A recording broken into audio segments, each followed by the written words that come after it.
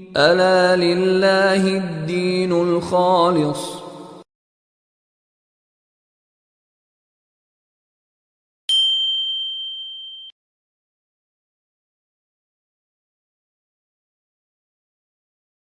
الحمدللہ والصلاۃ والسلام علی رسولہ الکریم وعلی آلہ واصحابہ اجمعین، اما بعد، فاعوذ باللہ من الشیطان الرجیم، بسم اللہ الرحمن الرحیم، اہدنا الصراط المستقیم۔ عزیزان گرامی، اصلی اور نسلی مسلمان کا فرق، اس کے لیے میں آپ کے ساتھ مخاطب ہوں اور اس میں میں خدا شناسی کی منزل پر ہوں کہ انسان اپنے رب کو کیسے پہچانتا ہے۔ تو اس کے بڑے دلائل دیے گئے ہیں۔ اب ہم جن دلائل پر آن پہنچے ہیں وہ یہ ہے کہ ذات الہی، اس کی کنہ، اس کی حقیقت، وہ کیا ہے، کیسا ہے، یہ نہیں سمجھا جا سکتا۔ بس اتنا انسانی عقل کو پتہ ہے کہ وہ ہے۔ اب اللہ رب العزت نے خود ہی انسانوں کے اوپر یہ کرم اور یہ لطف اور یہ مہربانی کی کہ بندے میری ذات کو تو سمجھ نہیں سکتے، اب کیا کیا جائے کہ جس کی وجہ سے بندہ میری ذات کو سمجھے۔ تو اس کے لیے اللہ تعالیٰ نے انسان کو خود ہی اپنی صفات کا انٹروڈکشن کرایا اور انسان کو بتایا کہ میں کس طرح کا ہوں، اور تم مجھے اگر جاننا چاہتے ہو تو میری صفات کے ذریعے سے مجھے جاننے کی کوشش کرو۔ اور اس صفات کو بتانے میں بھی اللہ رب العزت نے اس میں بہت سی حکمتیں پنہا ہیں، ان کا بھی انشاءاللہ العزیز ہم آئندہ ذکر کریں گے۔ انسان جب ذات سے نکل کے اللہ کی ذات کی حیرانی سے نکل کے اللہ کی صفات کی طرف آتا ہے تو حیرانی یہاں بھی اس کو اتنی ہی ہوتی ہے جتنی کہ اللہ کی ذات میں حیرانی ہوتی ہے۔ صفات اس کو کام کرتی ہوئی تو نظر آتی ہیں، صفات سمجھ میں بھی آتی ہیں، لیکن صفات کی لامحدودیت میں انسانی عقل گم ہو کر رہ جاتی ہے۔ انسان اللہ کی صفات کو بہت لمبے چوڑے طور پر سمجھنے کی کوشش کرتا ہے لیکن سمجھا نہیں جا سکتا، بس ایک محدود دائرے میں انسان ان کو سمجھ سکتا ہے۔ صفات یہ ہے کہ آپ کو یہ پتہ چلے کہ اللہ رب العزت جو ہیں وہ کن کن خوبیوں کے مالک ہیں۔ جس خدا کو میں پوجتا ہوں اس کی کیا کیا خوبیاں ہیں، وہ کیا کیا کام کرتا ہے اور کیا کیا کام کر سکتا ہے اور کیا کیا کام وہ کرے گا، یہ سب چیزیں سمجھنے میں وہ آپ کو معاونت کرتی ہے۔ صفات کے ذریعے سے انسان اپنے اللہ کا قرب پا لیتا ہے، اس کو ذات الہی سمجھنے میں کچھ مدد حاصل ہو جاتی ہے۔ تو اس میں یہ ہوتا ہے کہ انسان جب اللہ تعالیٰ کو صفات کو سمجھتا ہے تو پھر دو چیزیں اس کے اندر سامنے آتی ہیں۔ ایک تو وہ اللہ تعالیٰ سے محبت کرنے لگ جاتا ہے، اور دوسری چیز یہ ہے کہ وہ اللہ کائنات کو جو اللہ تعالیٰ افعال اس میں سر انجام دے رہا ہے، اس کے اندر جو کام ہو رہے ہیں ان کی حکمت اس کی سمجھ میں آنا شروع ہو جاتی ہے۔ انسان کا سب سے بڑا مسئلہ یہ ہے کہ وہ اللہ سے محبت نہیں کر سکتا۔ محبت کا مسئلہ یہ ہوتا ہے کہ محبت اس سے ہوتی ہے جس کی صفات، جس کے کمالات، جس کا حسن، جس کی خوبصورتی جب تک انسان کے اوپر یا نہ ہو انسان اسے محبت نہیں کرتا۔ انسان کی فطرت ہے کہ انسان بدصورتی کی طرف لپکتا ہی نہیں ہے۔ انسان کی فطرت ہے کہ جہاں پر انسان کو نقص نظر آئے انسان اس نقص والی چیز کی طرف جاتا ہی نہیں ہے۔ یہ آپ اپنی روزمرہ کی زندگی کے اندر مشاہدہ کر لیں کہ جب آپ کو کسی بھی چیز کے حسن کے اندر کوئی نقص نظر آ جائے تو آپ اس چیز کو چھوڑ کر دوسری چیز کی طرف چلے جاتے ہیں۔ آپ فوری طور پر ایک بد مزہ کھانے کو چھوڑ کر ایک خوش ذائقہ کھانے کی طرف رغبت کرتے ہیں۔ آپ بدبو والی جگہ پر جب پہنچتے ہیں تو وہاں سے نکل کر فوراً خوشبو والی جگہ پر آپ کی طبیعت جانے کو کرتی ہے۔ یعنی صفات سے محبت عین فطرت ہے۔ انسان کی فطرت جو ہے وہ اللہ کے حسن اور اس کے جمال اور اس کے کمالات کی طرف جو ہے وہ تقاضا کرتی ہے۔ تو یہ صفات ہے۔ جب انسان صفات کو نہیں سمجھتا اللہ تعالیٰ کی تو انسان اللہ سے پھر محبت بھی نہیں کر سکتا۔ جس سے محبت نہیں کرتا اس سے سچی عبادت بھی نہیں ہو سکتی، اور جس کی سچی عبادت نہیں ہو سکتی پھر زمین پر انسان کیا ہوتا ہے، نافرمانیاں کرنے لگ جاتا ہے، اور زمین ظہر الفساد فی البر والبحر، زمین پر فساد پھیل جاتا ہے۔ یہ ہے اصل صفات کی حقیقت۔ جب تک آپ اللہ کی صفات کو نہیں جانتے اتنی دیر تک آپ اللہ سے محبت نہیں کر سکتے۔ کبھی آپ کی عبادت کے اندر خلوص نہیں آ سکتا۔ آپ لوگ ہمیشہ ہم سے یہ ذکر کرتے ہیں کہ وسوسے بہت زیادہ آتے ہیں، تو وسوسے بھی اس وقت آتے ہیں جس وقت انسان اللہ کی صفات کو صحیح طرح نہیں سمجھتا۔ انسان پر جتنی آفتیں آتی ہیں اس میں ناشکرا پن بھی جب آتا ہے وہ بھی اس وجہ سے آتا ہے کہ انسان اللہ کی صفات کو صحیح طرح سے نہیں سمجھ پاتا۔ جب انسان اللہ سے شکوے کرنے لگ جاتا ہے، اس کی عبادت سے لذت اور اس کی عبادت کے اندر سے جو مٹھاس ہوتی ہے وہ نکال لی جاتی ہے۔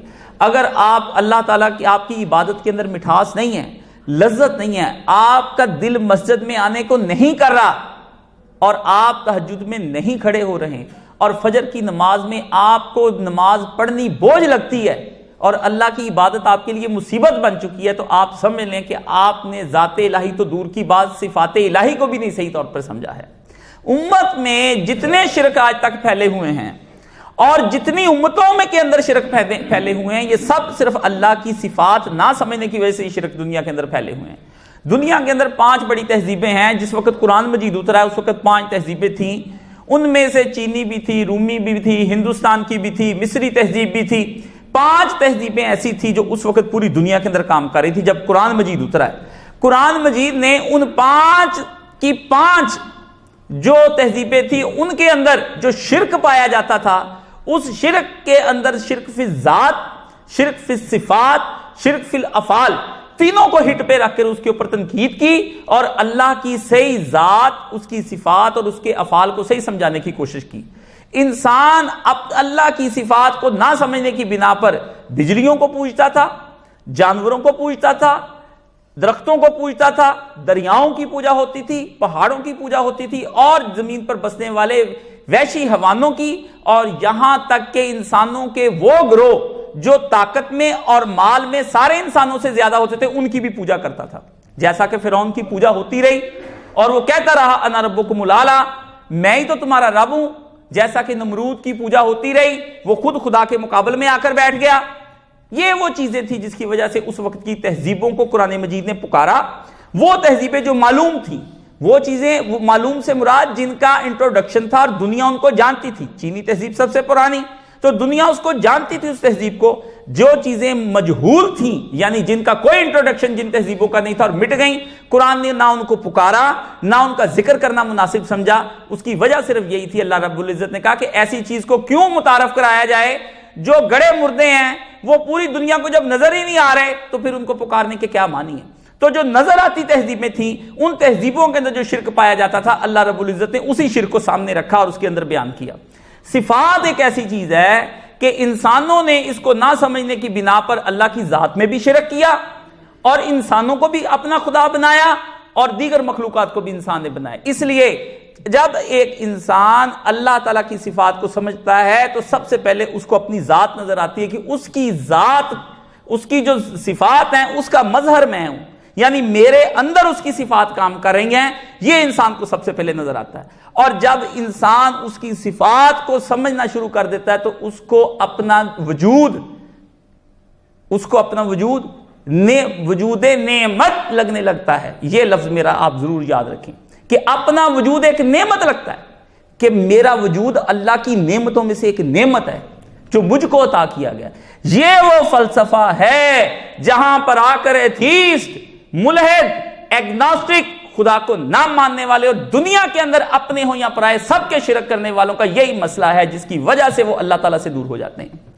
اپنا وجود جس کو نعمت نہیں لگتا وہ اتنی دیر تک اللہ کے قریب نہیں ہو سکتا، اس کے اندر اتنی دیر تک شکر نہیں پیدا ہو سکتا، اور جس کے جسم کے اندر اور دل کے اندر شکر کا جذبہ پیدا نہیں ہوتا اس کی زبان پر ذکر بھی جاری نہیں ہوتا، اور جس کی زبان پر ذکر جاری نہیں ہوتا وہ کسی صورت میں نماز پڑھ ہی نہیں سکتا، وہ پڑھ ہی نہیں سکتا، دل و جان کے ساتھ کبھی نماز نہیں پڑھ سکتا۔ آپ کی بے روح نمازیں، آپ کی بکواس قسم کی جو عبادتیں، آپ کی یہ عجیب و غریب قسم کی اٹھک بیٹھک کی یہ دن رات کی کوششیں، یہ بیکار ثابت ہو رہی ہیں، جس کی وجہ سے نماز کا حقیقی وجود دنیا میں نہیں ہے۔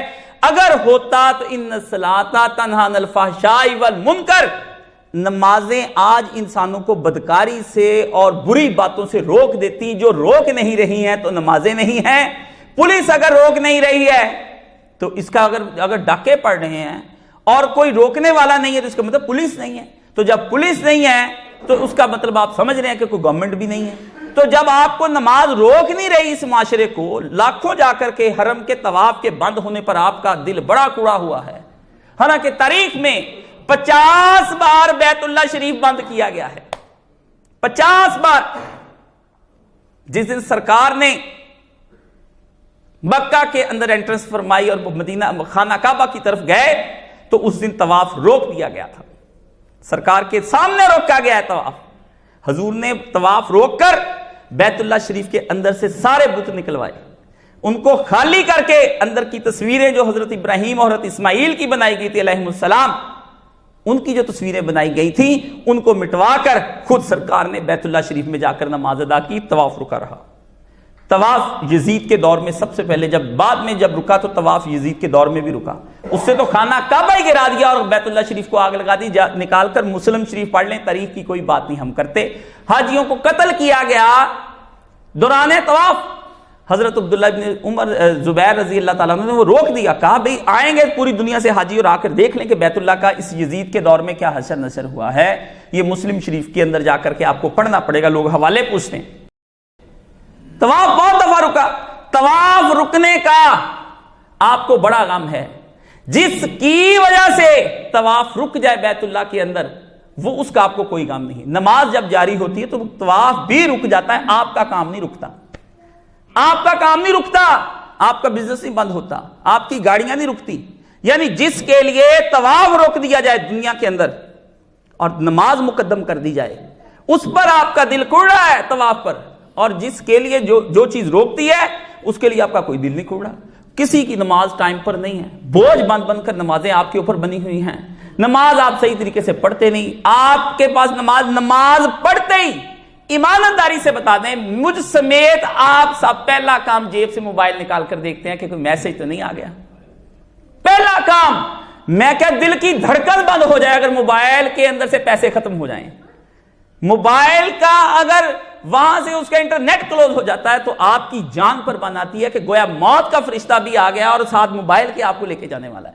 جس آدمی کو اذان سننے کے بعد بھی اینڈ پر بھی جاتے جاتے موبائل دیکھ رہا ہے اور پوسٹیں پڑھ رہا ہے، اس جیسا ملعون کون ہے؟ اس جیسا ملعون کون ہے؟ وہ اپنے آپ کو لعنت زدہ ہی سمجھے، نمازیں پڑھی جائے. اللہ کے ولیوں کی تو یہ حالت ہوتی تھی کہ ادھر سے اذان کی آواز آئی اور ایک اللہ کے ولی سنار تھے. آپ دنیا میں اکیلے سنار نہیں آئے، اللہ کے ولیوں نے سارے کام کیے ہیں. سنار کیا، لوہار کیا اور کپڑا کیا بیچا، سارے کام اللہ نے کھڑے کر دینے کہ یہ بھی سنار تھا. تو صرف ایک ہتھوڑی کی چوٹ یوں لگاتے تھے، لگانے کو باقی رہتی ہوتی تھی کہ جس کی وجہ سے زیور پورا ہو جاتا تھا کہ آخری چوٹ لگاؤ اور زیور رکھ دو. ادھر سے اللہ کی آواز آئی، ادھر سے ہتھوڑی اٹھی، ہتھوڑی سائیڈ پہ رکھ دی، چوٹ بھی لگائی. میرے مولا کا پیغام آ گیا، میرے مولا کا پیغام آ گیا. تو آپ کی نمازیں جو آپ کو روک نہیں رہی ہیں اور جن کے آپ طوافوں کے غموں میں مرے جا رہے ہیں، جیسے طواف کرنے کے بعد جیسے آپ گویا زمین اور آسمان کا نظام طواف سے چل رہا ہے. خدا کی زمین پر جب بیت اللہ نہیں تھا تب بھی زمین تھی. خدا کی زمین پر حضرت ابراہیم نے سب سے پہلے اللہ کا گھر بنایا. یہ جھوٹ ہے کہ پہلے فرشتوں نے بنایا پھر آدم علیہ السلام نے بنایا، یہ سب کس سے ہیں؟ بیت عتیق اللہ نے فرمایا وہ جگہ پہلی دفعہ ہم نے جا کر ابراہیم کو دکھائی اور ابراہیم وہاں پر جا کر کے ہمارا گھر بنایا. گھر اتنا ایسا نہیں تھا جیسا اب آئے. گھر کیا تھا؟ مٹی کے ذریعے سے چاروں دیواریں بنائی گئی. اور گاؤں کے کسی پرانے گھر کے اندر آپ نے دیکھا وہ دروازہ جو اوپر سے کنڈی کھولتے تھے اور وہ دروازہ لگایا گیا، سونے کا نہیں تھا. آپ تو سونے کے دروازے کو چومتے ہیں، آپ کا عشق ہی سونے کے ساتھ ہے. یہ بیت اللہ شریف اگر مٹی کا ہوتا آپ کبھی اس کو نہ چومتے، کبھی اس کے گلے نہ لگتے، کبھی اس کے دروازوں پہ نہ نہیں، کیونکہ آپ کے مزاج کے خلاف ہے. یہ نفیس نہ ہوتا، اتنا نفیس بیت اللہ کہیں اور بھی بنا دیں گے تو چومیں گے نا آپ. اقبال نے کہا تھا بیزار ہوں میں ان مرمر کی سلوں سے. پتا چلا کہ اس کو اس زمانے میں اقبال کو خبر آئی کہ بیت اللہ شریف کے اندر سنگے مرمر لگایا جا رہا ہے. پہلے اس کے نیچے کیا تھا؟ ریت کے ذریعے وہ تھی، کنکریں ہوتی تھی دائیں بائیں. 26 فٹ کے اندر تک کا حصہ جو تھا وہاں پہ پتھر لگا، باقی سب ایسا ہی تھا. تو اقبال کو خبر آئی تو اس نے کہا اچھا اللہ کا گھر بن رہا ہے، دنیا پس رہی ہے، شاہ اس پہ پیسے لگا. بیزار ہوں میں ان مرمر کی سلوں سے، مٹی کا حرم مجھے اور بنا دو، مٹی کا حرم مجھے اور بنا دو. اگر اقبال کو کہیں مکہ مدینہ دیکھنا نصیب ہو جاتا تو اللہ جانے وہاں سے کیا لکھ کر لاتا.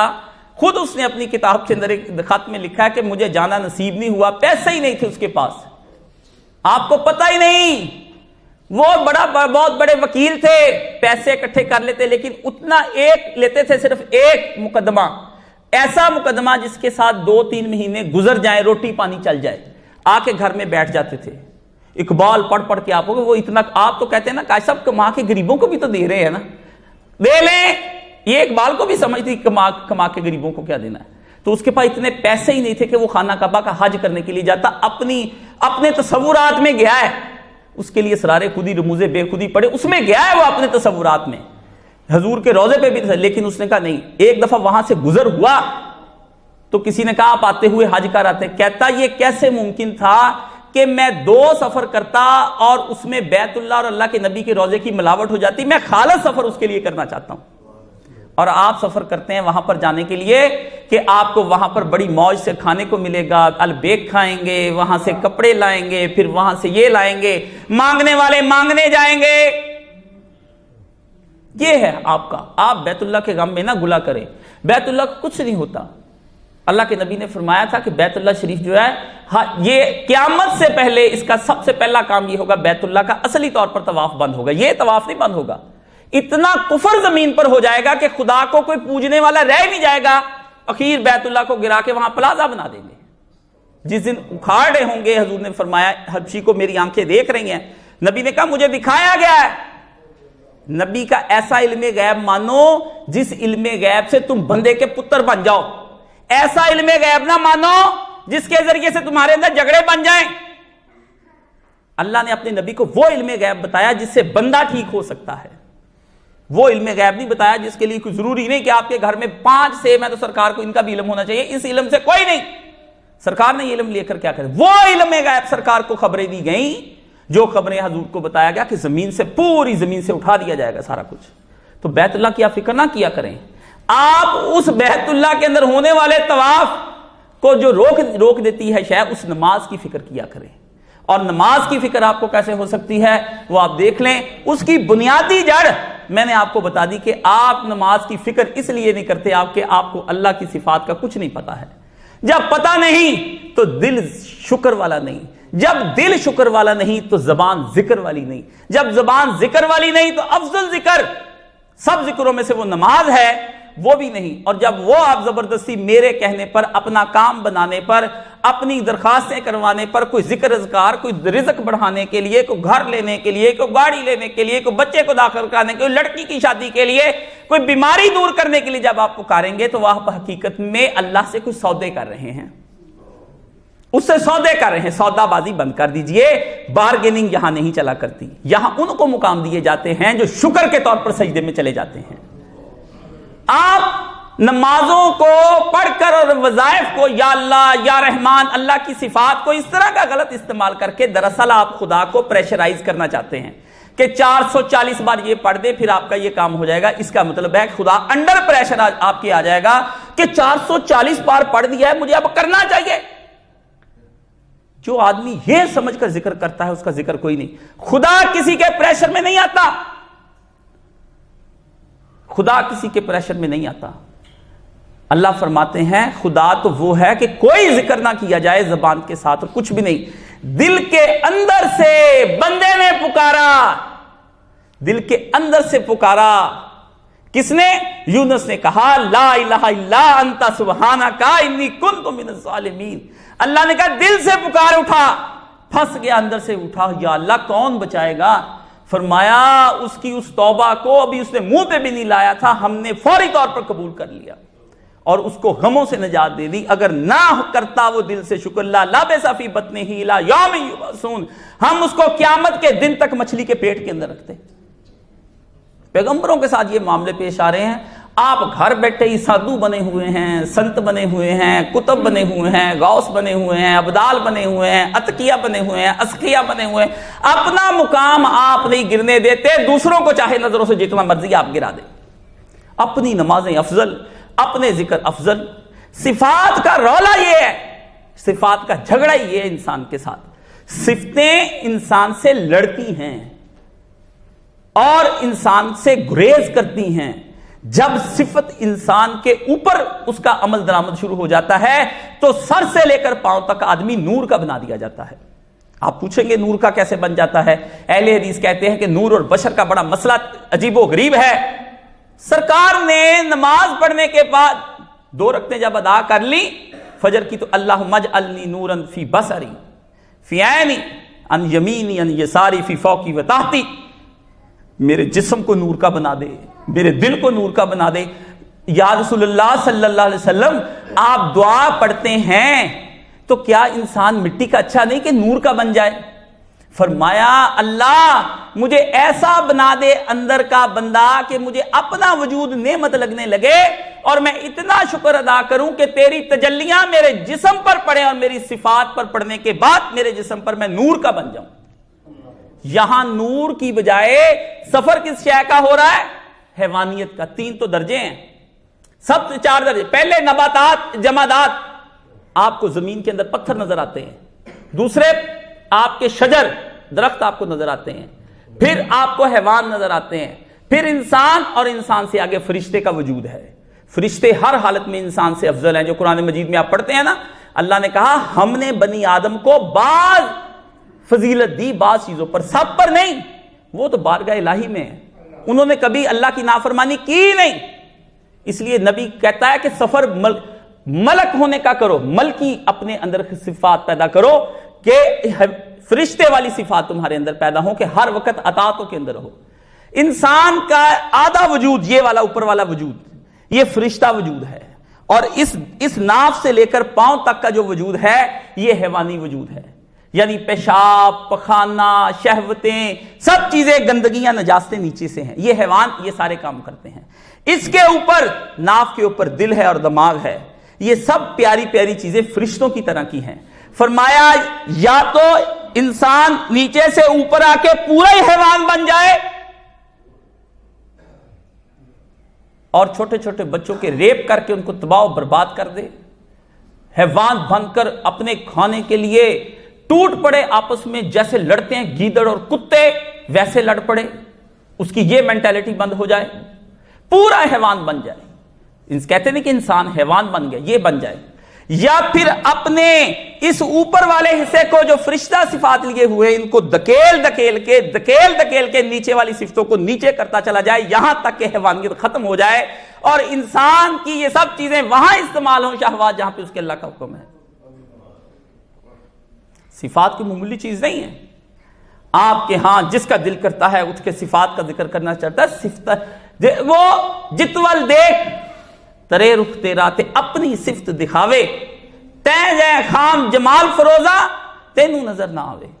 مولانا غلام رسول نے کہا کہ جدھر بھی دیکھ اپنی کسی نہ کسی صفت کا ظہور تمہیں ضرور دکھا رہا ہوگا.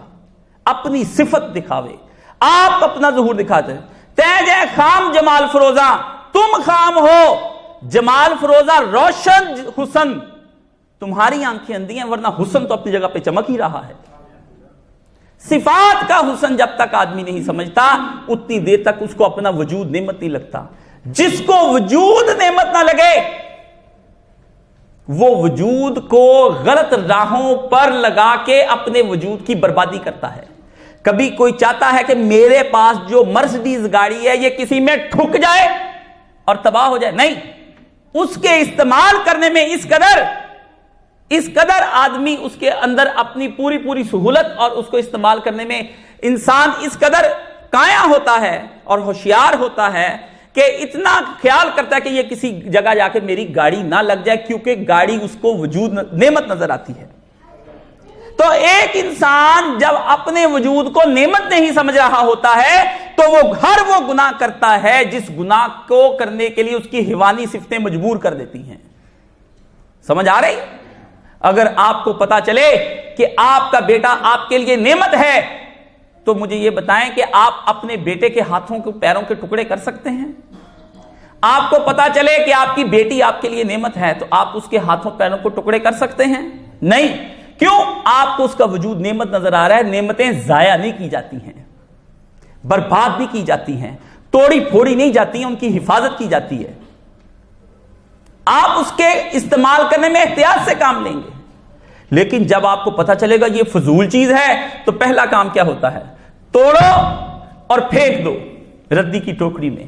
وہ آپ کی اہمیت کی کوئی حامل نہیں ہوتی ہے. تو جب وہ آپ کی اہمیت کی حامل تباہ کر دیتے، تو وجود کو جو آدمی کہتا ہے کہ میں گناہوں سے باز نہیں آ رہا ہوں، وہ یہ بات اپنے طور پر سمجھ لے کہ اس کو اپنا جسمانی وجود، اپنا روحانی وجود، دونوں نعمتیں نہیں لگ رہی ہیں، بلکہ وہ دونوں چیزیں اس کو کیا لگ رہی ہیں؟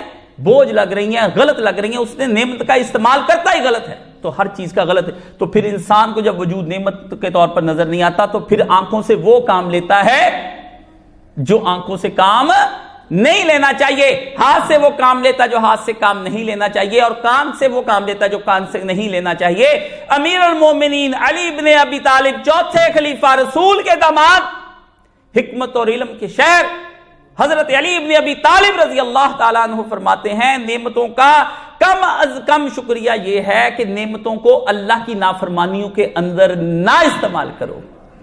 یہ کم از کم شکر ہے. اعلیٰ شکر ابھی نہیں آپ ادا کر سکتے.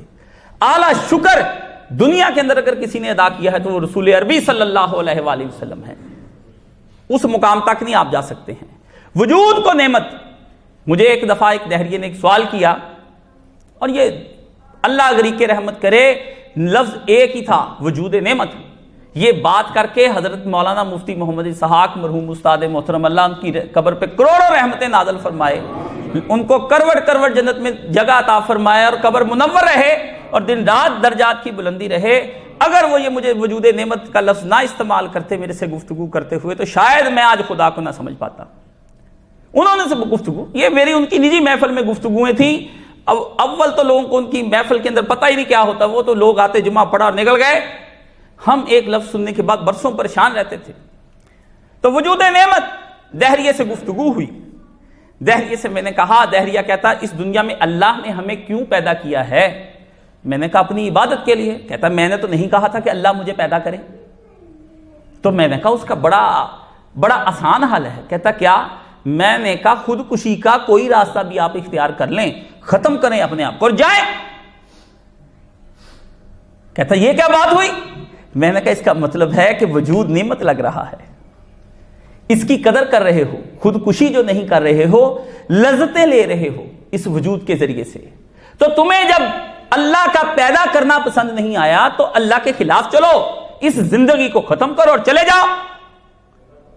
ایک طرف زندگی بھی ختم نہیں کرتے اور زندگی کی تمام نعمتوں سے لطف اندوز ہو رہے ہو، دوسری طرف اعتراض کرتے ہو کہ اس نے ہمیں کیوں بنایا ہے.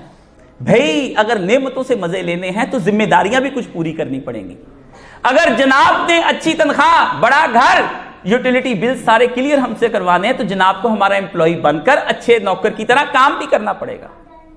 آپ کہتے ہیں کام تو نہ کروں اور میں جیسے مرضی اور جس طرح سے مرضی چاہوں اپنے وجود کو استعمال کروں اور خدا پر معترض رہوں کہ اللہ نے مجھے کیوں پیدا کیا. یہ آپ کی بہت بڑی غلط فہمی ہے. جب تک آپ کو اپنا وجود نعمت نظر نہیں آتا اتنی دیر تک آپ کبھی بھی زندگی کے اندر اللہ کا صحیح شکر ادا نہیں کر سکتے.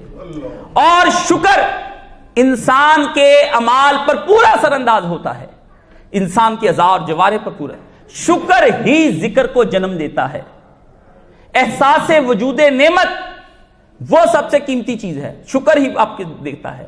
اور جب شکر ذکر کو جنم دیتا ہے تو ذکر پھر انسان کو تہجد کی نماز کے لیے ضرور اٹھنے میں معاونت کرتا ہے. اٹھ اور اس کا شکر ادا کر کے جس نے تجھے یہ وجود عطا فرمایا. اٹھ، ظہر کا وقت ہو گیا. اٹھ کہ اب مغرب فجر کی نماز پڑھنے کے لیے جانا ہے. اٹھ کہ اب بارگاہ الہی کے اندر پھر ظہر کا پیغام آیا، اب عصر کا آیا، اب مغرب کا اور عشاء کا آیا. اور پورے دن کے اندر اس کے حکموں کی نافرمانی مت کریو جو ان نمازوں کے دوران میں ہے. نماز کو وقفاً کیوں رکھا گیا؟ کبھی کسی نے اس حکمت پر غور کیا؟ انسان کا پہلا خاصہ یہ ہے کہ یہ ہر تھوڑی دیر کے بعد اپنے محسن کو بھول جاتا ہے، اپنے محسن کو بھول جاتا ہے. انسانوں کی کثیر تعداد محسنوں کو بھول جاتی. کبھی کبھی محسن کسی نے آپ پر روپے کا احسان بھی کیا ہو نا تو آپ ایک دفعہ شکریہ ادا کرنے جاتے ہیں، پھر رستے میں کبھی مل جاتا ہے تو آپ سلام دعا کر لیتے ہیں اور پھر اس کو بھلا دیتے ہیں زندگی کی خوشیوں میں. اللہ نے وقفاً 5 وقت میں نماز رکھ کر انسان کے اوپر یہ بات کھولی کہ ہر ایک نماز کے بعد دوسری نماز تک تجھ کو یاد آنا چاہیے کہ یہ میں نماز کیوں پڑھ رہا ہوں، تاکہ تیرا وجود نعمت پر جا کر تیرا احساس ختم ہو، پھر تو اپنی نماز کو ایسے خشوع اور خضوع کے ساتھ پڑھے کہ وسوسہ بھی وہاں پر نہ آئے، اور نماز جتنی مرضی لمبی ہو جائے تجھے اس کی مٹھاس اور اس کی لذت جو ہے وہ تیرے اندر سے گم نہ ہونے پائے۔ آپ کو ہم 5ویں دفعہ جب کہتے سبحان ربی الاعلیٰ تو آپ کے دل میں یہ ہو جاتا ہے اب کھڑا بھی ہو جا رکوع سے، مولوی بس بھی کر، کتنی کی لمبی نماز تُو نے پڑھنی ہے؟ آپ کے اندر یہ تکلیف کا احساس کیوں پیدا ہوتا ہے؟ آپ لمبا رکوع کیوں نہیں کر پاتے ہیں؟ آپ کو پتا ہے سرکار نے اپنی نماز کے اندر نبی علیہ السلام نے 7 سپاروں جتنا رکوع ادا فرمایا ہے، پھر اسی نماز کے اندر 7 سپاروں جتنا قیام کیا ہے، پھر 7 سپاروں جتنا سرکار نے سجدہ فرمایا ہے۔ یہ ایک رات کی تہجد ہے محمد عربی صلی اللہ علیہ وآلہ وسلم کی، 7 سپاروں جتنا۔ 7 دفعہ نہیں کہتے ہم سبحان ربی اعلیٰ 3 دفعہ کر کے فارغ، اور بھی چھوٹی پڑھنی تو 1 دفعہ ہی فارغ، نہیں تو حنفیوں کی طرح چپ ہی ہو جاؤ، بولو ہی نہ، خود ہی مولوی پڑھ دے، ختم ہو جائے سارا قصہ، تمام ہو جائے۔ آپ کس طرح کی باتیں کرتے ہیں؟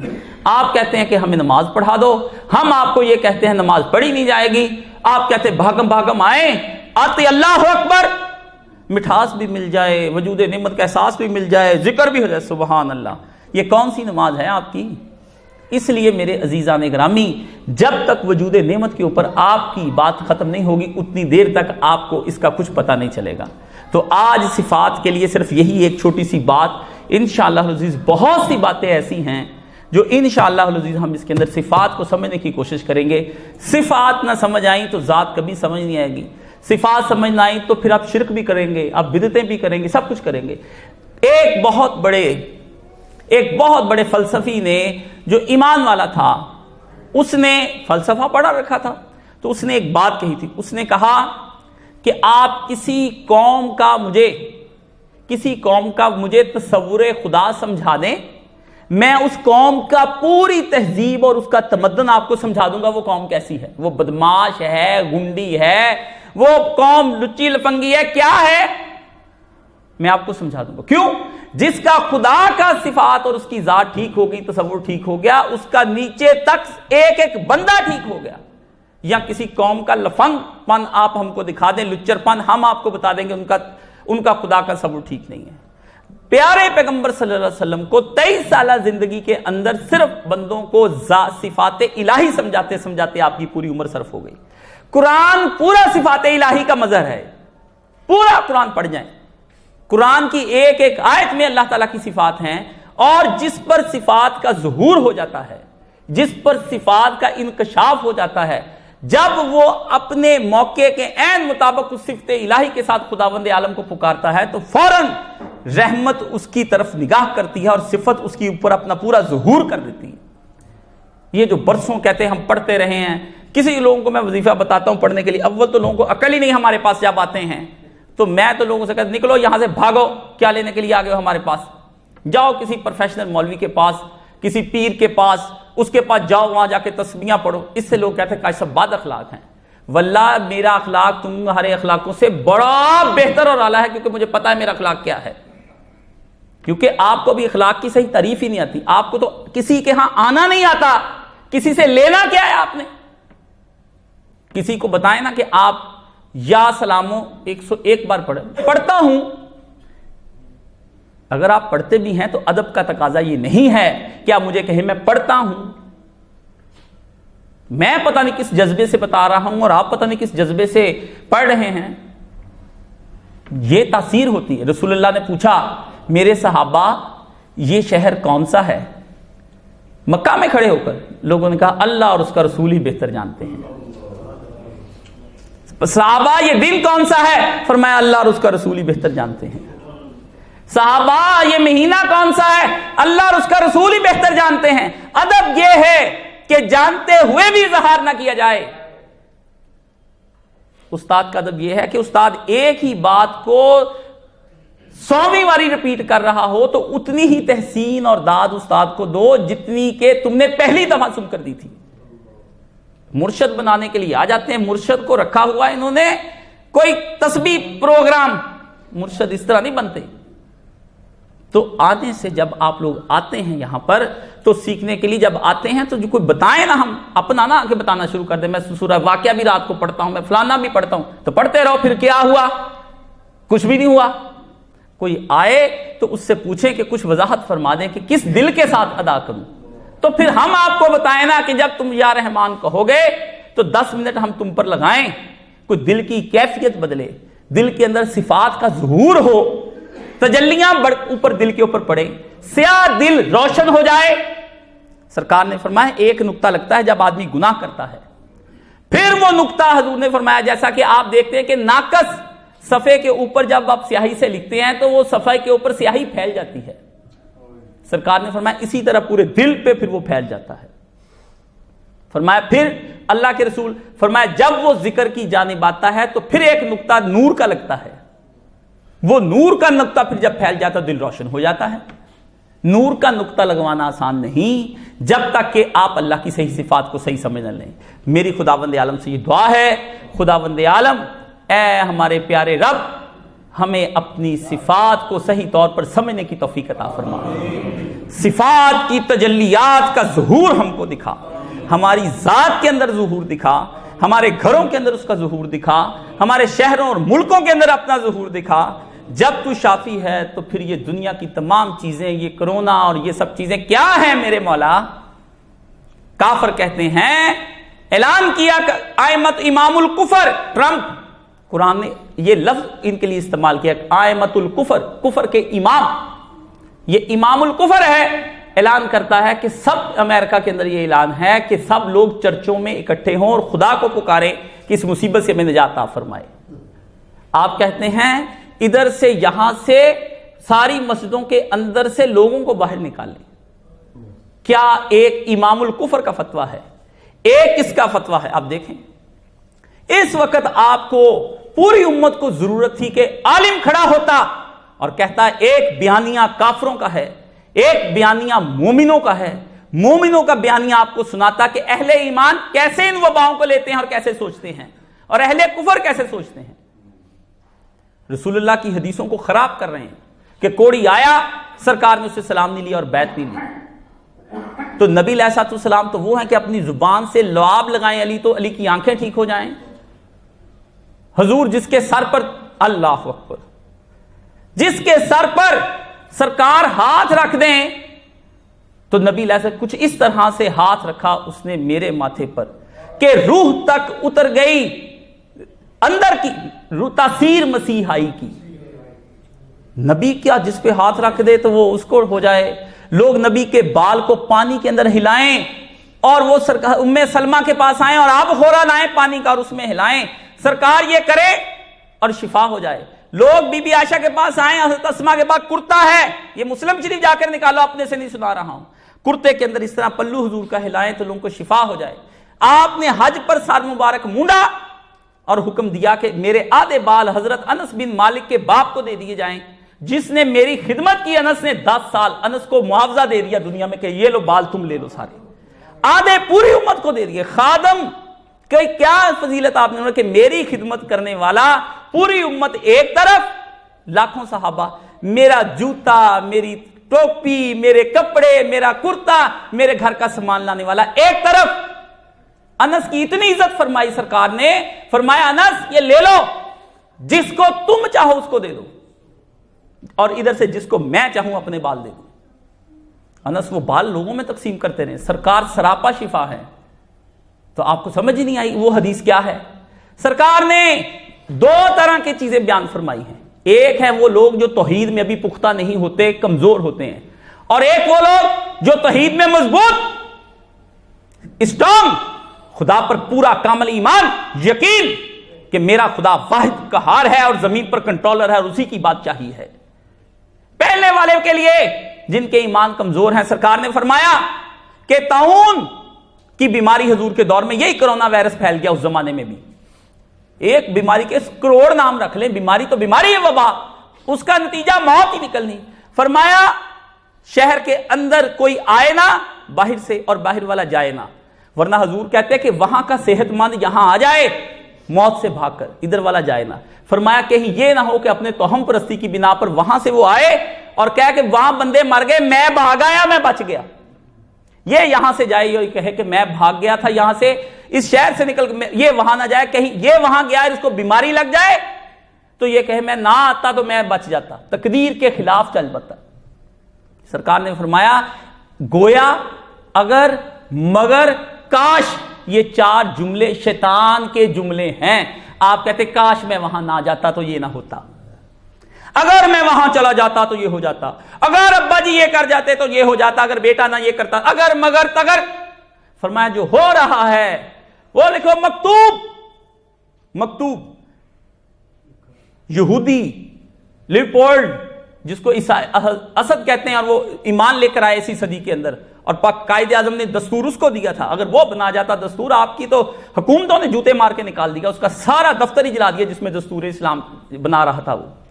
وہ کہتا جس وقت میں سفر کے لیے گیا تو میں نے صحراؤں سے گزرا، تو صحراؤں کے اندر کیا ہوا؟ کہتا جب میں گزر رہا ہوں صحرا کے اندر سے تو آندھی چلی، زور کی آندھی، مسلمان بدو، اس نے کہا لیٹ جاؤ، جکڑ چل رہا ہے، لیٹ جاؤ اور اپنے اوپر اپنی چادر لکھ لو، اور اندر سے جو بندہ ہلے اسے کہ مکتوب، مکتوب، مکتوب۔ جب آندھی چھٹی چلے کہ یہ مکتوب کیا ہے؟ مکتوب ہے لکھا گیا۔ اس نے کہا لکھا گیا تھا یہ آنی آنی ہے، لکھا ہی گیا تھا یہ ہم پر آنی آنی، اس لیے اس میں پریشانی کی ضرورت نہیں ہے۔ سرکار نے کوڑی سے کس لیے بیعت نہیں لی کہ آئے گا، لوگ اس سے کراہت کریں گے اور لوگ اسے کہیں گے کہ یہ ہمارے درمیان کیا گیا، ابھی لوگ کچے ہیں۔ جس طرح اس کی لوگ پوچھتے کہ صاحب اس کی مثال کیا ہے؟ مثال ایسے ہی ہے، سرکار نے پہلے حکم دیا کہ تم میں سے کوئی آدمی قبروں کی زیارت کے لیے نہ جایا کرے، کیوں؟ شرک میں مبتلا تھے۔ پھر فرمایا پہلے میں نے روک دیا تھا اب تم جایا کرو۔ کچھ احکامات نبی کے یہ ہوتے ہیں، آپ کو جو آپ نے فرمایا کہ صحیح جو صحت مند ہے اس کو بیمار کے ساتھ خلط ملط نہ کرو، ایک جگہ سارا نہ اکٹھا کر، کیوں؟ یہی ذہنیت کے ایمان کچے ہیں۔ ورنہ جب توحید پر گفتگو کی سرکار دو عالم صلی اللہ علیہ وسلم نے مضبوط ایمان والوں کے درمیان سے فرمایا کوئی فال نہیں ہے، کوئی بد شبودی نہیں جو کہتے اپن شدھ ہو گیا ہے، فرمایا کوئی بد فالی نہ لے کے یہ آیا تھا بلی گزر گئی تھی فلانے، کوئی فال نہ غلط لے، اس سے کوئی فال نہ لے، اور کوئی متعدی مرض نہیں ہے۔ سرکار نے فرمایا آیا بندے نے بحث کی حضور سے، کرنی چاہیے تھی، بدو نہ پوچھتا، سرکار سے کئی سوال بدوؤں نے پینڈوؤں نے پوچھے آ کر، اور وہ آ کے بے دھڑک پوچھتے تھے یا محمد صلی اللہ علیہ وسلم یہ کیسے ہو گیا؟ اگر وہ نہ پوچھتے تو کبھی ہم پہ علم کے دروازے نہ کھلتے۔ صحابہ ایمان لانے کے بعد چپ ہی زیادہ رہتے تھے سرکار کی مجلس کے اندر۔ تو پوچھا اس سے کہ اس کے بارے میں کیا فائدہ ہے، تو اللہ کے رسول سے اسے بحث کی، اس نے کہا یہ تو لگتا ہے جب میں بیمار اونٹ کو دوسرے اونٹ کے ساتھ ملاتا ہوں بیماری لگ جاتی۔ نبی نے کہا تیسرے کو کیسے لگی؟ کہتا اس سے جاتے جاتے پہلے پر بات آ گئی۔ آپ نے پہلے کو کس نے بیماری لگائی تھی؟ پہلے کس کو بیماری؟ اور دوسری بات یہ کوئی متعدی نہیں ہوتا، کچھ بھی نہیں ہے، حکم ہوتا ہے، بس امر چل رہا ہے۔ جو زد میں آ گیا کہتے تھے لاک ڈاؤن کر دیں گے، جہاں جہاں لاک ڈاؤن ہو گیا وہاں بھی نکل آیا بندہ۔ کیسے آ گیا جب لاک ڈاؤن تم نے کر لیا؟ کوئی چیز نہیں ہے یہ، اور یہ مرض آج کا نہیں ہے، یہ مرض تقریباً 2-3 ہزار سال سے اس کی ہسٹری ہمارے پاس موجود ہے، بتاتے نہیں ہیں آپ کو کیونکہ آپ پڑھتے نہیں ہیں اور آپ کو ڈراتے ہیں یہ، اور کافر اپنی میڈیکل سائنس کی جو بنیاد جنہوں نے رکھی کفر کے اوپر وہ آپ کو اس طرح ڈرا ڈرا کے مار رہے ہیں اور آپ مرتے چلے جا رہے ہیں۔ صاف سرکار نے فرمایا ابن ماجہ کی حدیث نکال کر کہ جب قوم خدا کی نافرمانی کرنے لگ جاتی ہے تو خدا طاعون اور اس جیسی ایسی بیماریاں تم پر نازل کر دیتا ہے جن کا نام تمہارے بڑوں نے بھی کبھی سنا نہیں ہوتا۔ فرمایا جب قومیں بے حیائی، بدکاری، لوٹ مار میں مصروف ہو جاتی ہیں، ایک دوسرے سے بس کھاؤ نہ، ایسا نہ پیو، وہ جو چیز حرام ہے وہ کھاتے پیتے جاتے، سب وہ کھا رہے ہیں، کچھ نہیں اس کے اندر۔ حضور نے کچھ منع نہیں کیا اس کے اندر، 2 چیزیں کہ جس کا ایمان مضبوط ہے اس کو سمجھا دیا کہ متعدی کچھ نہیں ہوتا، جن کے کمزور ایمان ہیں وہ بچاؤ کر لے، اپنے گھروں میں بیٹھے رہیں، نہ نماز کے لیے آیا کریں۔ اور آپ کو پتا ہے کہ دنیا کے اندر کمزور ایمان کا بھی کوئی اگلا حصہ ہوتا، ہم وہ ہیں۔ ہمارے تو عالم تک ڈر گئے ہیں، ہمارے تو حضرت سدیس جن کی تلاوت سن کے آپ سارے کو غشیاں آتی، رونے آتے ہیں، وہ اللہ اکبر، جعلی ویڈیو، وہ امام کعبہ خالی حرم دیکھ کر رو پڑا، لوگوں سے، میں شعر پڑھتا ہوں، اقبال نے صدی پہلے کہا، لوگوں سے نہ پوچھ اپنے دل سے پوچھ اے امام. اقبال کو یہ کہا اقبال نے کہ لوگوں کے امام، لوگوں سے نہ پوچھ اپنے دل سے پوچھ اللہ کا حرم کیوں ہو گیا خالی. اپنے دل سے پوچھ کہ اللہ کا حرم کیوں خالی ہو گیا؟ کیونکہ تمہارا ایمان کمزور، اس لیے تم لوگوں نے شور مچا دیا. مسجدوں کے اندر اس طرح فاصلے کر کے کھڑے ہو گئے، جماعتیں ہو رہی ہیں، اتنے فاصلے پر بندہ دوسرا کھڑا پھر تیسرا کھڑا، جماعت. نبی کہتا اکٹھے ہو جاؤ، یہ کہتے لگ ہو جاؤ، جس کی آنی ہے اس کی آنی. اور ایک ایسے صحابی ہیں جن کو امین الامت کہا جاتا ہے، اور وہ صحابی تھے جس کے رونے پر حضرت عمر بھی اونچی آواز سے روئے. حضرت عمر کا دل بھی کبھی کبھی پگھلتا تھا کسی پر. حضرت عمر بڑے جابر تھے، صرف قرآن سننے پر. مسجد نبوی میں جب قرآن پڑھتے تھے نا حضرت عمر، تو اس وقت جب تلاوت کرتے تھے تو ان کی ہچکیوں کی آوازیں پچھلی صفوں کے اندر سن رہی ہیں. اتنی حضرت عمر کے دل کا، ان کو صرف قرآن نرم کر سکتا تھا اور کوئی نرم نہیں کرتا تھا. عمر کی تلوار اور اس کا درہ آج ہوتا، مولوی بھی سیدھے ہوتے اور تم بھی سارے سیدھے ہوتے. آتے جاتے ڈھیر پڑ رہی ہیں، کس طرح چل رہے، ذرا تکڑ کے چلو، ہلکا مسلمان نہیں ہوتا، کمزور مسلمان نہیں ہوتا. تو عمر موجود نہیں ہے نا آپ کے درمیان میں. تو عمر فاروق رضی اللہ تعالیٰ عنہ کو ابو عبیدہ ابن الجراح، شام گئے حضرت عمر وہاں گئے تو جا کے حضرت ابو عبیدہ امیر شام تھے اس زمانے. ایک امیر شام حضرت معاویہ بھی بنے تھے، ایک یہ بھی بنے ہیں، یہ پہلے بنے ہیں دور عمر کے اندر. جب گئے خیمے کے باہر اترے، خیمہ ہٹا، انہیں کہ آئیے امیر المومنین کچھ کھائیں. گھر جب اندر داخل ہوئے تو عمر نے کہا اللہ اللہ ابو عبیدہ، یہ کہہ کر بیٹھ کے حضرت عمر اور رونے لگ گئے. ابو عبیدہ نے کہا کیا ہوا؟ انہوں نے کہا آپ کے گھر میں یہ کیا ہے؟ ایک پیالہ، نیچے چٹائی، ایک طرف تھوڑے سے جو خشک پڑے ہوئے، پانی کی سراہی، اور اینٹ سونے کے لیے. ماسٹر کا مولٹی فون نہیں تھا 26 انچ والا. امیر شام یہ بھی ہیں، ان کے پاس فریج نہیں تھا، آب خورا نہیں تھا، لیٹ رہے ہیں. عمر فاروق نے کہا ابو عبیدہ نبی کے بعد ہر بندہ ہی بدل گیا، نہیں بدلا تو نہیں صرف بدلا. ابو عبیدہ کی موت کس سے ہوئی؟ طاعون کے مرض سے ہوئی. کس سے ہوئی؟ طاعون کے مرض سے ہوئی. عمر نے کہا ابو عبیدہ شہید. لوگوں نے کہا ابو عبیدہ تو طاعون سے مرا ہے. کا سرکار نے فرمایا 6 قسم کے شہید ہیں.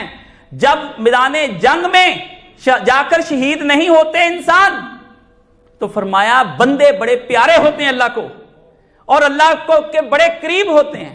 اللہ کہتا ہے اس کو میں نے شہید کا درجہ دینا ہے، تو کیا جائے؟ دنیا کے سامنے اس پر ایک بیماری مسلط کر دی جاتی ہے اور وہ اس بیماری کے اندر شہید ہو جاتا ہے. جو طاعون سے شہید ہوا فرمایا مر گیا وہ شہید. عورت نے بچہ جنم دیتے ہی مر گئی، شہید. جس کے اوپر آ کے دیوار گر گئی، شہید. جس کو جانور نے کچل دیا فرمایا شہید. جو کسی مرض کی اذیتوں میں مبتلا ہو گیا فرمایا شہید. صحابی نے سنا، نبی کی حدیث سنی شہید کا مرتبہ لینے کے لیے کہ اتنی بیماری کے درجے ہوتے ہیں. سن لو، یہ وہ جن کا توکل ہے، اس پہ چونچنا کی بات نہیں. اسے کہا اللہ میں تیرے نبی کا ساتھی ہوں. تیرا نبی کہتا ہے بخار کے ذریعے سے آدمی کے گناہ جڑتے ہیں اور وہ یوں پاک ہو جاتا ہے جیسا کہ درخت پر پتے ہوں تو جھاڑے جائیں تو خشک پتے گر جاتے ہیں، ایسے پاک ہو. اللہ مجھے اب ساری زندگی بخار میں مبتلا رکھنا. اور لوگوں نے دیکھا کہ مرتے دم تک ان کا جسم جو ہے ہلکے ہلکے بخار سے تپ رہا ہوتا تھا. لوگ کہتے ہیں انہوں نے عافیت نہیں مانگی. میں نے کہا تم عافیت مانگ لو، ان پر تنقید نہ کرو. تمہارا ایمان عافیتوں والا ہی ہے. سرکار نے فرمایا 70,000 آدمی جنت میں بلا حساب اور کتاب داخل ہو جائے گا. یا رسول اللہ صلی اللہ علیہ وسلم کون؟ آپس میں بحث کی کہ وہ جو قرآن پڑھنے والے، وہ نماز پڑھنے والے، وہ ایسے وہ ویسے. سرکار حجرے سے واپس آئے. فرمایا کیا ہوا؟ کہا اللہ کے رسول 70,000 آدمی کا بیان فرما گئے بلا حساب کتاب. آئے گا سامنے حساب. آیا کہ نہیں؟ لے جاؤ لے جاؤ اس استاد کے قربان جس نے پہلی دفعہ مجھے صرف 12 سال کی عمر کے اندر یہ حدیث سنائی. تو دل نے اس وقت کہا کہ یہ دوسرے کا ایمان. پہلی کتاب جس دن استاد کے پاس آیا اس نے کہا دین سیکھنا، میں نے کہا جی سیکھنا. کہتا 2 کتاب پڑھنی پڑے گی، 2 کتاب تم کو پڑھنی پڑے گی اور اس کو ہضم کرنا پڑے گا.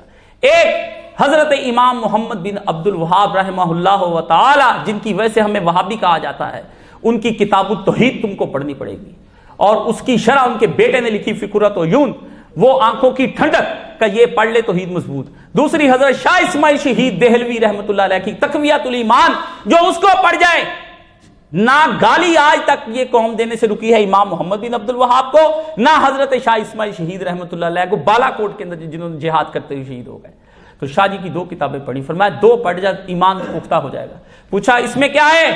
فرمایا وہ لوگ، سرکار نے فرمایا وہ لوگ کہ دم اور درود کرانا جائز ہے، میں آپ پر دم پڑھوں، آپ پر پھونک ماروں کسی بیماری کی وجہ سے، آپ پر کوئی دم کروں، پھونک ماروں آپ کو کسی بیماری، یہ جائز ہے، اسلام نے دم سکھائے ہیں.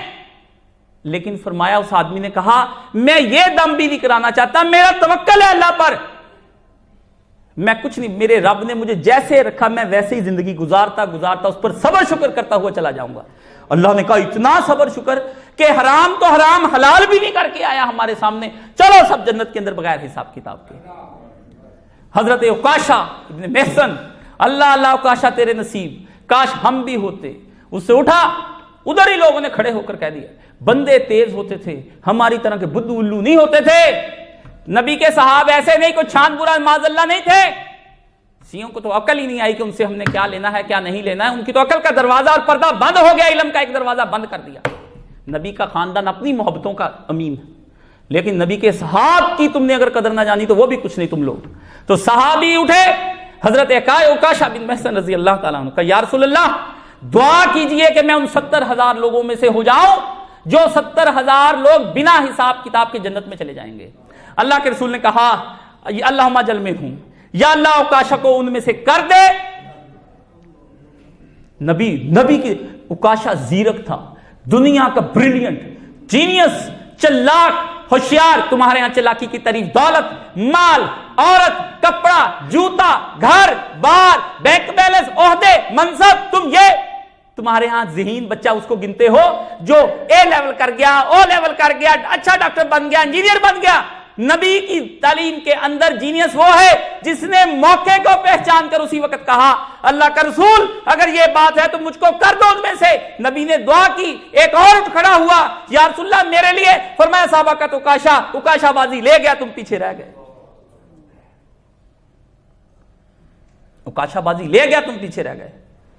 آپ سے کہنا چندہ دے دو، سارے ایک دوسرے کی شکلیں دیکھنے لگ جاتے ہیں. نبی کے یاروں نے یہ سوچا نہیں کہ جیب میں کیا ہے، ادھر کیا ہے، گھر میں کیا پڑا ہے. اتنے میں وہ رفیق نبوت بھی آ گیا. ابو بکر آ جاتا ہے، مال اکٹھا، مال مانگا، نبی کو مال دیا. کسی نے آ کر نبی کو پتر دے دیا انس بن مالک کی طرح.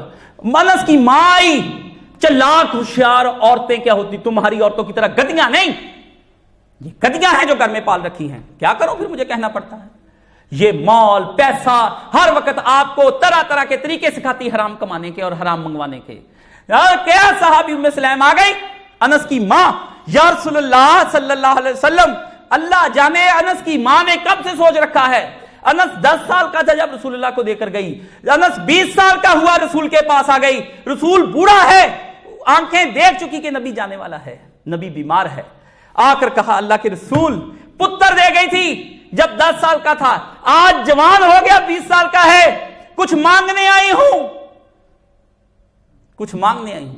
سرکار نے پوچھا مانگو، کیا مانگتے ہو؟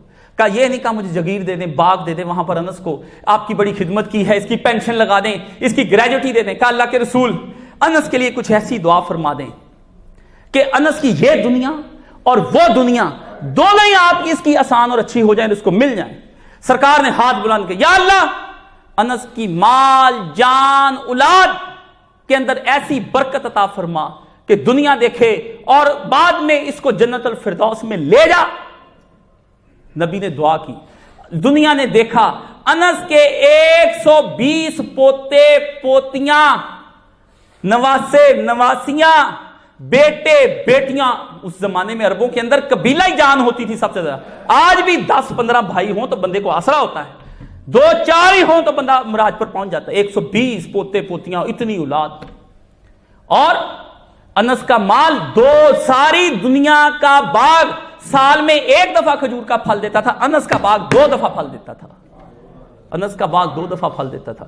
انس نے 120 سال عمر پائی، نبی کے بعد 100 سال تک زندہ رہا۔ حجاج بن یوسف بدماش نے، جس کو آج رضی اللہ لکھتے ہو تم لوگ اور یہ ناسبی، اس نے گرم گرم آگ کا توا منگا کے حضرت انس کی گردن پہ لگا دیا، کہا انس میری بیعت نہیں کرتا، میں اس کی گردن پہ بنو امیہ کے کالے کرتوت دیکھ لینا، تو انس کے بارے میں پوچھو کیا اس کے ساتھ، گرم گرم توا یہاں پہ لگا دیا۔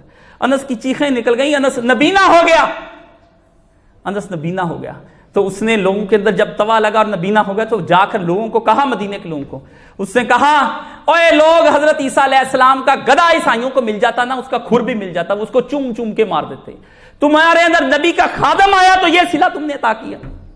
پر میرے نبی نے کہا تھا، نس میرے مرنے کے بعد انصار اور تم لوگوں کے ساتھ بڑی زیادتیاں کی جائیں گی، صبر کرنا یہاں تک کہ تم مجھے عرض الحوض، یہاں تک کہ حوض کوثر پہ آ کر مل لینا، تم مجھے صبر کرنا۔ اور لوگ کہتے ہیں جب انس کو 3 چیزیں مل گئیں تو انس کہے یہ 3 چیزیں تو مل گئی، مال بھی، جان بھی، اولاد بھی، بڑا کچھ مل گیا۔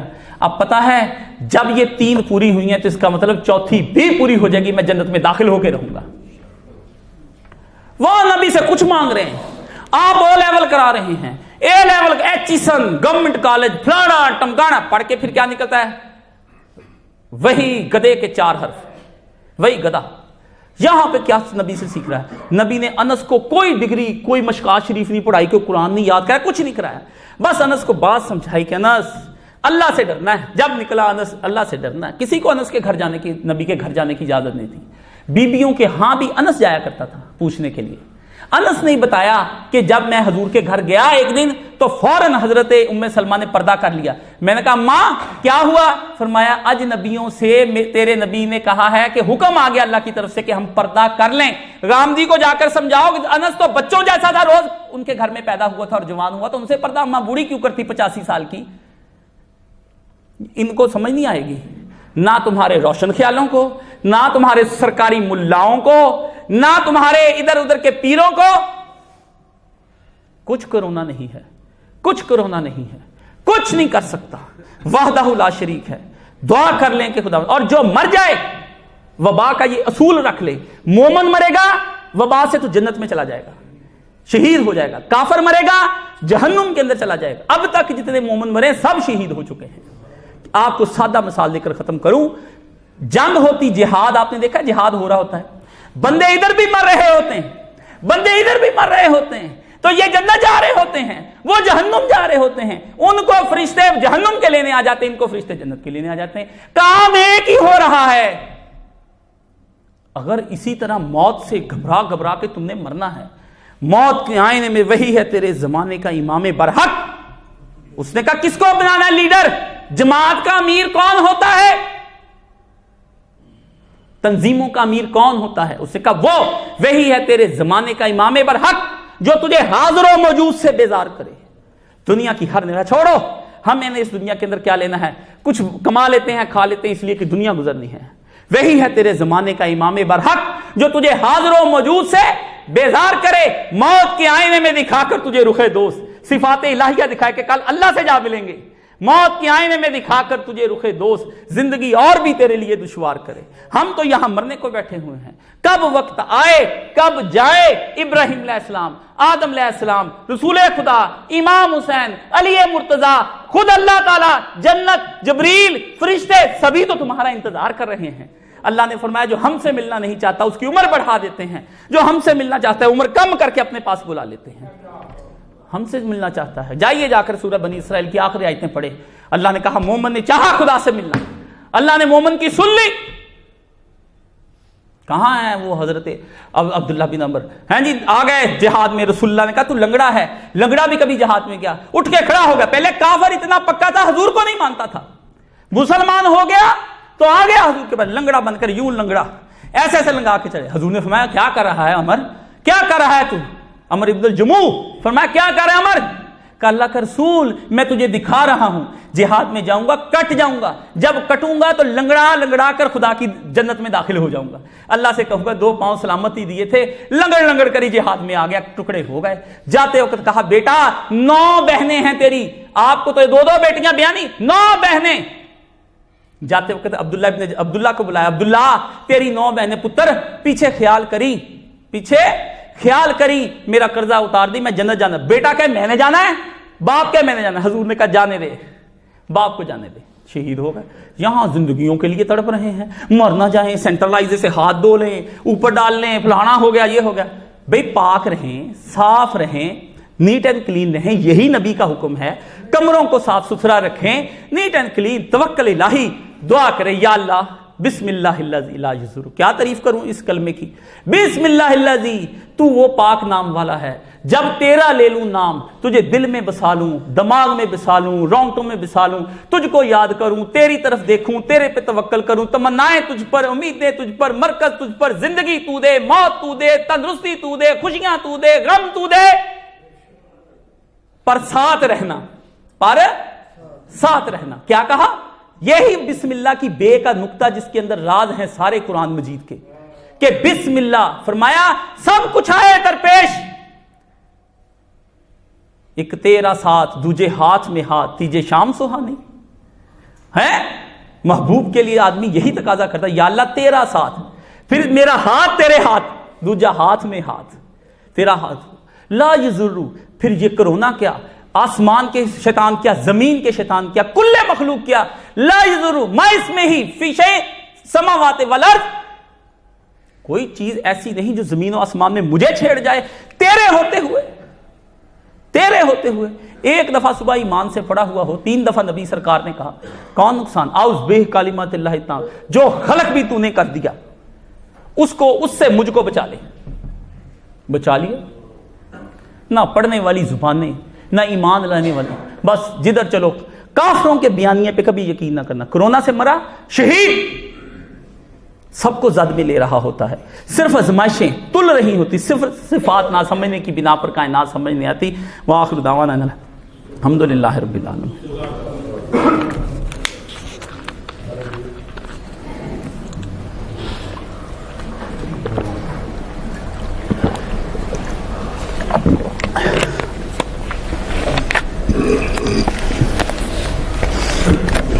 الحمدللہ والصلاۃ والسلام علی رسولہ الکریم وعلی آلہ وصحبہ اجمعین.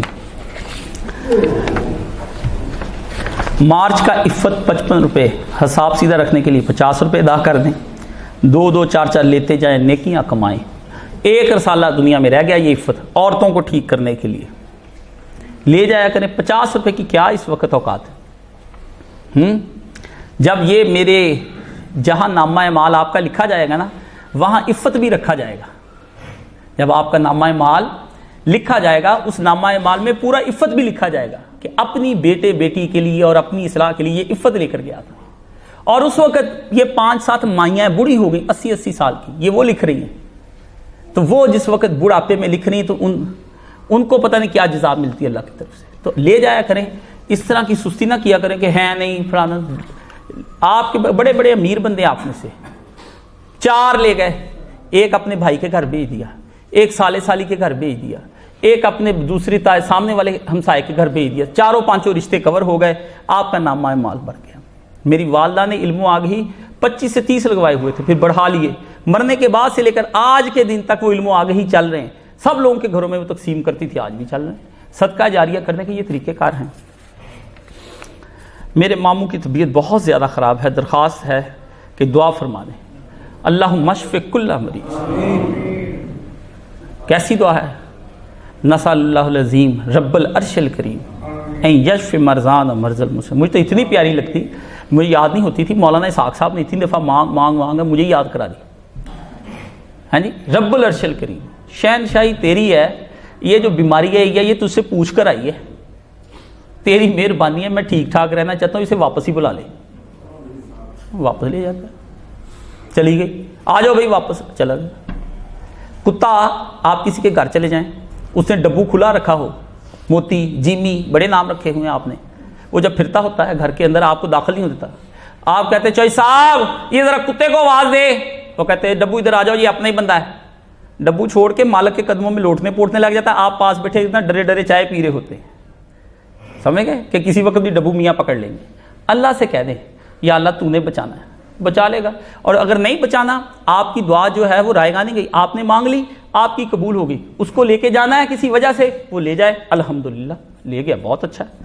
تو اللہ تعالیٰ نے شفائے کاملہ عاجلہ تھا. ہمیں اچھا ہی مانگنا چاہیے، ہم وہی نہیں اٹھا سکتے. روزے نہیں رکھے جاندے ایک وقت.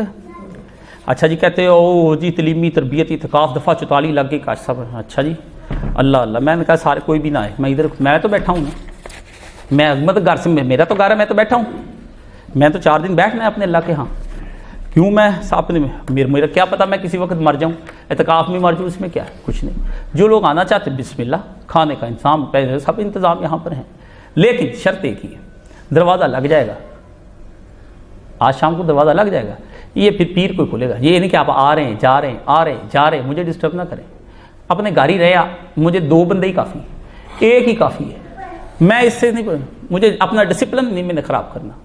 وہاں رہیں، آپ کے لیے دعا کر دوں گا جیسے نہیں آنا. یا اللہ یہ اتھے ہی رکھ کے دے، یہ نہیں آنا چاہتا، ٹھیک ہے نا. اب جو آئے گا دروازہ بند، 4 دن اللہ کی عبادت کرو یہاں پر بیٹھ کے. موبائل ہوگا اسلم کو ہتھوڑا رکھ کے توڑ دو، اور اگلی دفعہ اس کو نکال دو. ہمارے ہاں نہ آئے، ہمارے کوئی اصول نہیں مانتا تو جائے بھاڑ کے اندر. تو اللہ تعالیٰ سے یہاں پہ رکھے. 4 دن وہ میں نے لگایا ہوا ہے. ہر بندہ میرے معمولات پڑھ لے. میں 4 دن رکھتا ہوں، یہ باتیں کرواتا ہوں، یہاں بیٹھ کر یہ عبادت کرو، صرف عبادت کے لیے. پھر درمیان میں آتا ہوں، وقفے سے جب میری حالت سنبھل جاتی ہے، بہتر ہو جاتی ہے، بولنے کی قوت آ جاتی ہے، کیونکہ میرے اندر بولنے کی کوئی قوت نہیں. آپ میرے ٹیسٹ جا کے دیکھیں، ڈاکٹر کہتا ہے آج مر گیا یا کل مر گیا، روز اس کی کوئی. ایک ڈاکٹر نے 3 سال کی مہلت دی تھی، 13 سال ہو گئے زندہ ہوں، ٹھیک ہے. میں موت کے انتظار کر جانا ہے، کچھ نہیں. آپ یہاں پر آئیں، آ کے آپ سے زیادہ جب حالت سنبھلتی تب آ کے آپ کو میں جو دین کی باتیں، اور اعتکاف میں جو لوگ لیتے ہیں وہ شاید جمعے میں بھی نہیں ملتا، وہ درس قرآن میں بھی نہیں ملتا. کیونکہ جب میری طبیعت اپنے عروج پر ہوتی ہے تب مجھے کچھ پوچھیں آپ، پھر میرا میچ کرتا ہے، پھر میرے اندر سے پھر اللہ. میں اللہ سے یہی کہتا ہوں ہر دفعہ نئی بات سمجھا، نئی تجلیات. یہ دل جو ہے نا اس کو تو رکھ لے اللہ میاں، میں نے لینا ہی نہیں ہے، میں کرنا کیا ہے یہ میرے ہاتھ میں نہیں ہے. سرکار نے فرمایا اے اللہ ایک لمحے پلک الا تکلنی، یہ آنکھ کی ایک پلک جھپک دے جتنا بھی مجھے میرے حوالے نہ کرنا. مجھے میرے حوالے، اپنے حوالے رکھی، اپنے دل میں رکھی. میں تیرے ساتھ ہی رہنا ہے، دل بھی لے لے دماغ بھی لے لے، دونوں تو نے کہیں ہیں، دونوں تو رکھ لے. اور میں آپ کو اپنے کچھ روحانی تجربات اگر بتاؤں، یقین جانے میری بات مانیں، آپ حیران رہ جائیں گے. جب جس شے کی ضرورت ہوتی وہ شے اس کو سمجھا دیتا ہے، وہ شے سمجھا دیتا ہے. اچھا مجھے جب ضرورت پڑی دیا ہے، میری تو ہاں ایک کام میں کرتا ہوں، ابا مر رہا ہے، کہتے ابا جی آپ کے زندہ نہیں رہے. میں وہاں تھا، میں آ گیا، میں اپنا درس دیا، پتہ چلا ٹھیک ہو گیا. پاس رہ کے بھی میں نہیں بچا سکوں گا، دور رہ کے بھی بچ جائے گا بادشاہ. تو اپنے ایمان کو مضبوط کر کے جس نے آنا ہے یہاں آنا ہے، ذکر ہی کرنا ہے. اب آپ کو موت پڑتی ذکر کرتے ہوئے، ہال اٹھتے ہوئے 500 بار لا الہ الا اللہ. ہاں جی آپ کو باتوں کے چسکے ہیں، بیٹھ کے باتیں کریں. میں باتیں نہیں کرنے دیتا. ایک بندہ میرے پاس آیا، وہ کہتا جی اللہ سے ملنا ہے. میں کہا ملاقات ہو جائے گی، آ جاؤ میرے پاس. کہتا کس لیے؟ 40 دن وہ نکر پہ بیٹھ جاؤ، وہ نکر پہ بیٹھ جاؤ. ہر دنیا کی کھانا میں یہاں دوں گا، قرآن مجید بھی نہیں پڑھنا، کچھ بھی نہیں کرنا، بس چپ رہنا ہے، دنیا کے کسی آدمی سے بات نہیں کرنی. بھاگ گیا. میں کہا ملاقاتاں وڈیاں نا ہیں جی، کام چھوٹے چھوٹے نہیں ہو رہے ہیں جی. کہتے جی ملنا ہے جناب، شاہی فیملی سے میں نے ملنے کے لیے، MBS سے ملنے کے لیے جانا ہے. میں نے کہا وہ ایک آدم انگوٹھی لے لو، تم لاکھ پتی ہو. کہتا اچھا انہوں نے بھی انگوٹھی پوائی نہیں. اور اللہ کو بہت کچھ چاہیے، اللہ آزماتا ہے تم لوگوں کو. اللہ سے ملاقاتیں ایسی نہیں ہوتی، جس کو وہ سنبھال لیتا ہے نا، جس کو بندے پھر جاتے نہیں. کیوں اللہ کے ولی جا کے جنگلوں کے اندر رہ گئے؟ اسی لیے رہ گئے. کچھ اعتکاف کیا کریں، چھوڑا کریں، سب کو چھوڑ کے. مر بھی تو جانا ہے، اور جس دن جنازہ جانا ہے اس دن بھی حاجی تیرا وہاں سارا کچھ ہی لکھا رہ جانا ہے. کہنا ابا جی ادھر چیئر پہ بیٹھے فوت ہو گئے، ابا جی کی چیئر جہنم جا رہی ہونی. یہ آپ کو 1 سیکنڈ لگنا. موت سے عشق کریں، تنہا ہو جائیں، دنیا سے لگ ہو کے کچھ سوچا کریں. یہ نہیں چھوڑنا اس دنیا نے آپ کو، کھا جانا ہے. ان کسے روز نو جیڑا رنا پیڑیاں نال پیار پاؤن والا، کسے روز نو جان تے ایمان ہے نہیں ہے. بچیاں تیاں نہ پیار پاؤن والا، کسے روز نو ایمان تے جان ہے نہیں. دیال سنگھ نے کہا بری عورت کے ساتھ رہے گا جسم کی طاقت جاتی رہے گی. فرمایا اپنی اولاد کے ساتھ پیار ڈالے گا تو ایمان جاتا رہے گا. سیکھنے کا ہے، سیکھنے کا. آپ کو سمجھ نہیں آتی. آپ سکھ سے بھی اعلیٰ درجے پر موجود ہیں، کہا کہ تو سکھا تینوں کی سکھی ہوندی جڑی اسی سکھ ہو، ٹھیک ہے نا. آپ کے 12-24 گھنٹے بجے رہتے ہیں. ایمان رکھیں انشاءاللہ کچھ نہیں اللہ پاک ہونے دے گا، کچھ بھی نہیں ہونے دے گا. میرے اللہ نے کچھ بھی نہیں. حسن ظن حسن ظن حسن ظن بار بار پیٹتا ہوں. اللہ تو بچانے والا، تو بچانے والا، اسی نے بچانا ہے. ورنہ آپ کرونا سے کیا کلوٹ ڈال دے گا، ہارٹ اٹیک، ہیپاٹائٹس، موت کے 50 نام ہیں، کروڑوں نام ہیں. آپ کو ڈرا ڈرا کے مار دیا ان سعودی مولویوں نے بھی اور ادھر کے مولویوں نے بھی. آپ ایک امام ہوتا ہمارا، ایک عالم کفر کے مقابلے میں کہتا توکلت علی اللہ وہو رب العرش العظیم، شہنشاہوں کے شہنشاہ، مہربانوں کے مہربان، شافیوں کے شافی، طبیبوں کے طبیب، وحدہ لا شریک اللہ رب العزت پر میرا ایمان ہے. ہمیں کچھ نہیں ہوگا. جو جا رہے ہیں ایران کے اندر دنیا سے شہید جا رہے ہیں، جو مسلمان ہیں محمد رسول اللہ پہ یقین رکھتے ہیں، جو مر رہے ہیں وہ جہنم جا رہے ہیں، جہنم جا رہے ہیں. کہتے ہیں اس نے چائنا نے اپنے اوپر کنٹرول کر لیا. کنٹرول نہیں کیا، آزمائش کا پیریڈ ختم ہو گیا. کرتا تو پہلے کر کے دکھاتا جب بندے مر رہے تھے، جب پہلے کر کے دکھاتا. کوئی کنٹرول نہیں کر سکتا. آفتوں کا مقابلہ وزیر اعظم کہتا ہے ہم مل کر ایک قوم بن کر کریں گے. کفر کا کلمہ ہے. میری بات سن لیں، کوئی میری بات یاد رکھ لیں، آفتوں کا مقابلہ خدا کی زمین پر رہتے ہوئے کوئی کام کیا، ساری دنیا اور زمین و آسمان بھی اکٹھے ہو جائے نا، بادشاہ کی آفت کا مقابلہ نہیں کیا جا سکتا. میری ایک بات، قوم بن کے نہیں، اس کو بتاؤ کہ ہمیں اللہ کے بندے بن کر اللہ کی آفتوں کے لیے جھک جانا چاہیے. اس وقت ایمان طیب اردگان کا بھی بیان سن لیں، ادھر بھی سن لیں. کیا کفر بکرے، قوم بن کر نہیں مقابلہ ہو سکتا. جنود لم تروها، ہم نے پھر ایسے لشکر بھیجے جن کو نظر نہیں آ رہے تھے، ہم نے اڑا کر رکھ دیا ان لشکروں کے ذریعے سے. آپ کیا کر رہے ہیں؟ اللہ کی آفات کا کوئی مقابلہ نہیں کر سکتا. زمین میں آپ بندوں سے بندے لڑ سکتے ہیں، اس کا نہیں. جب اوپر سے نازل ہوتا ہے، فرمایا نبی نے فرمایا رات کو بیماریاں پھیل جاتی پوری دنیا کے اوپر، اس لیے اپنے برتنوں کو ڈھانپ کر سرکار نے فرمایا سویا کرو، آتش دان کو بجھا کر سویا کرو، گھر کے اندر کوئی چیل کوا چھپکلی اس کو مار کر سویا کرو، تمہیں نفل نواب کا ثواب ہوگا، کیونکہ یہ فاسق چیزیں ہیں، بندے کو برباد کر دیتی کسی چیز میں منہ ڈالنے. تو نبی کہتا ہے برتن ڈانپو، رات بسم اللہ پڑھ کے ڈانپو، شیطان آ کے اس کے اندر ہنڈیا کے اندر نہیں جائے گا. آپ کچھ بسم اللہ پڑھ کے اندر چلا جاتا ہے. نبی کا فلسفہ آفات، بلیات اور بیماریوں کا اور ہے، کافر کسی اور طریقے سے سوچتا ہے. میں یہ اس لیے لمبا کیا جمعے کا خطبہ کہ آپ میرا دل، میں اس قدر ڈپریشن میں اس حوالے سے، یہ قوم کو ہو کیا گیا ہے، اللہ تیری توحید کدھر چلی گئی، یا اللہ میں تو صحیح، مجھے ڈپریشن ہو جائے اس قدر ہو جائے، میں راتوں کو نیند اڑ جاتی. میں کہنا یا اللہ کیا ہو گیا، یہ تو تیرے نبی کے ماننے والے تھے، ان کو کیا ہو گیا. کچھ تو کہتے کافروں کے مقابلے میں ایک بیانی آپ لے کر اٹھتے، ایک وہ اٹھتا، کافر منہ دیکھتا رہ جاتا. تو اللہ تعالیٰ آپ سب کو مامون اور محفوظ فرمائے. سبحان اللہ والحمد للہ ولا الہ الا اللہ اکبر ولا حول ولا قوۃ الا باللہ العلی العظیم. اللہم صلی علی محمد وعلی آل محمد کما صلیت علی ابراہیم وعلی آل ابراہیم انک حمید مجید. اللہم بارک علی محمد وعلی آل محمد کما بارکت علی ابراہیم وعلی آل ابراہیم انک حمید مجید. 10 دفعہ صبح 10 دفعہ شام درود شریف پڑھا کریں. ہر آفت کا دروازہ بند کر دیتے، ہر آفت. سرکار نے فرمایا آفتوں کو روک کر رحمتوں کے دروازے کھول دیے جاتے ہیں. اللہم اشف کل مریض، اللہم اشف کل مریض، اللہم اشف کل مریض. نسأل اللہ العظیم رب العرش العظیم ان یشف مرضان مرض المرسلین. اللہم اشف عبادک و بہیمتک وانشر رحمتک واحی بلدک المیت. اللہم رد کل غریب، اللہم مقض دین کل مدین، ہر قرض دار کا قرض اتار دے. اللہم اصلح کل فاسد من امور المسلمین، جہاں جہاں مسلمانوں کے بگڑ گئے کام ان کی اصلاح فرما دے. اللہم منصر الاسلام والمسلمین واخذل الکفرۃ والمشرکین، اسلام کا جھنڈا بلند فرما کر کافروں کو نیست و نبود فرما دے. اللہم منصر من نصر دین محمد صلی اللہ علیہ وسلم واخذل الکفرۃ واخذل من خذل دین محمد صلی اللہ علیہ وسلم. جو دین محمدی کی نصرت کریں ان کی مدد تو فرما دے، جو دین محمدی سے آ کر لڑیں ان کو برباد اور نیست و نبود فرما. ربنا لا تجعلنا فتنۃ للقوم الظالمین.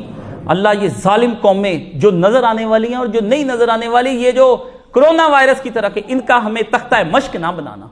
اللہم اغفر للمؤمنین والمؤمنات والمسلمین والمسلمات الاحیاء منہم والاموات. ان اللہ یامر بالعدل والاحسان وایتاء ذی القربی وینہی عن الفحشاء والمنکر والبغی یعظکم لعلکم تذکرون.